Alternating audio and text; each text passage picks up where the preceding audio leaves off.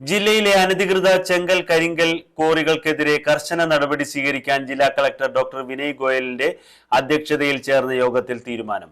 മലപ്പുറം വേങ്ങര റോഡിൽ പാണക്കാട് മണ്ണിടിച്ചിൽ ഉണ്ടായ സാഹചര്യത്തിലാണ് geology, panchayat, police, revenue, fire and rescue വകുപ്പുകളുടെ സംയുക്ത യോഗം ചേർന്നത്. അനധികൃതമായി പ്രവർത്തിക്കുന്ന ക്വാറികൾ കണ്ടെത്തുന്നതിനും അനുമതിയില്ലാതെ മണ്ണെടുക്കുന്നത് തടയാനും കെട്ടിട നിർമ്മാണ പെർമിറ്റ് ഇല്ലാത്ത നിർമ്മാണ പ്രവർത്തനങ്ങൾ കണ്ടെത്തുന്നതിനും ജിയോളജി, പോലീസ്, റവന്യൂ ഉൾപ്പെടെ ഉദ്യോഗസ്ഥ സംഘം പരിശോധന നടത്തും. അനധികൃത ക്വാറികളുടെ പ്രവർത്തനം തടയുന്നതിന് പോലീസ്, റവന്യൂ, പഞ്ചായത്ത് വകുപ്പുകളിൽ നിന്നുള്ള ഉദ്യോഗസ്ഥരെ ഉൾപ്പെടുത്തി 24 മണിക്കൂറും പ്രവർത്തിക്കുന്ന ചെക്ക് പോസ്റ്റുകൾ സ്ഥാപിക്കും.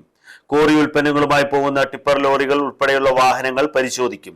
സംസ്ഥാന ദേശീയ പാതകളുടെ വശങ്ങളിലെ കയ്യേറ്റം കണ്ടെത്തി ഒഴിപ്പിക്കും.